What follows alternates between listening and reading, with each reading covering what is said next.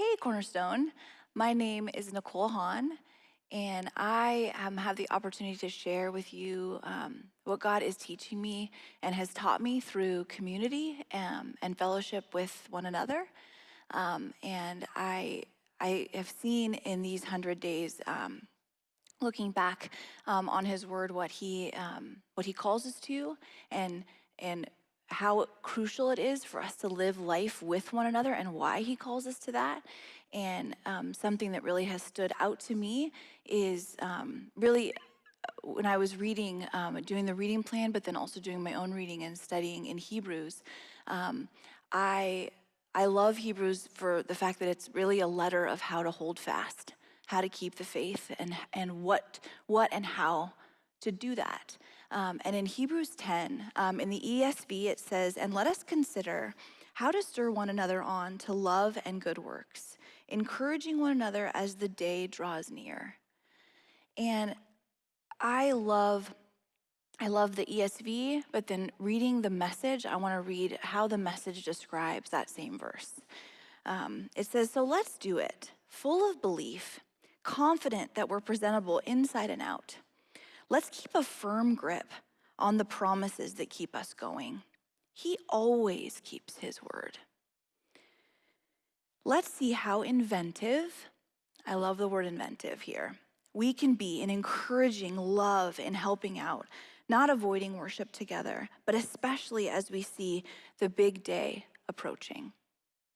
And the word day, I think that's what, there's a million things that jump out to me, but the word day is a capital D in the scriptures. And the anticipation of Jesus, the anticipation of His return and of heaven, like it makes my heart beat faster.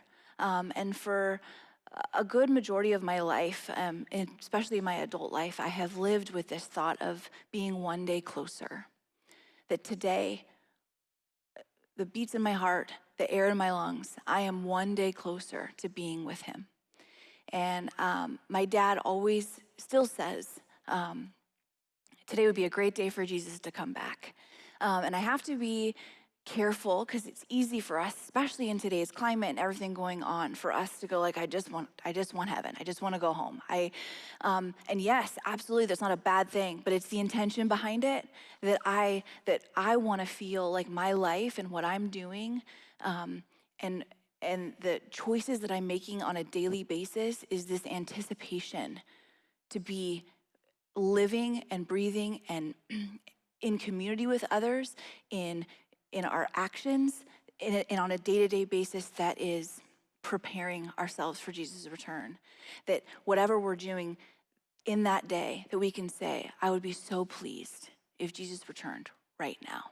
And that would spur us on. And so it talks about that our that we are to spur one another on with good deeds, or stir one another.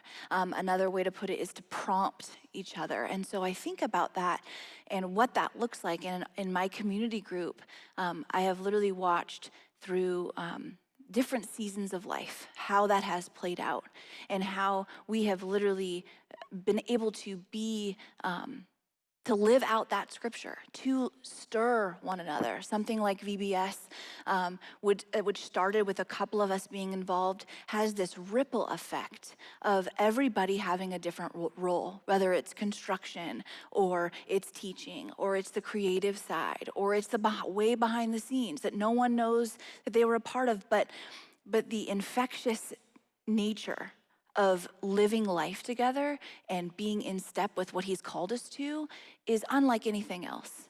And I have seen this in big stuff like VBS, but also in small things, whether it be encouraging one another through a note on someone's car. And then having no idea, you do that as a something, whether He puts that person on your heart, or you're thinking about them, or whatever it is, and that action can stir that person on to doing another action throughout their week or to somebody else. And I've seen that work in our community. Just recently, my husband and I became new foster parents, and as we got our placement and They arrived within 2 hours. We had toys and we had clothes and we had prayer and we had encouragement and we had a meal calendar. And it was like all the different pieces of God's beautiful puzzle fall together that way. And that's when we shine, right? That's when we show who Jesus is by literally living out what he has called us to. He's told us that there's a reason why we don't hide away. There's a reason why we don't tuck ourselves alone. There's a reason why we're supposed to be together, hard as it may be at times. And that is because it does show who Jesus is, who he's created us to be, and how we can display his glory. And the message of who Jesus is to this world is through that kind of stuff, because it's foreign to people. To see an entire group of adults, all the way down to their kids, serving in a way that is outside of themselves, forces you to look up. And all of a sudden, you're not as aware of all the chaos in the world, or the pain you're feeling, or maybe the loneliness you're struggling with. What you're feeling is his spirit in you as you reach out to others and love others and care for others. That aroma, that ripple effect, that is undeniably who Jesus has created us to be. And to me, that feels like home in the best way.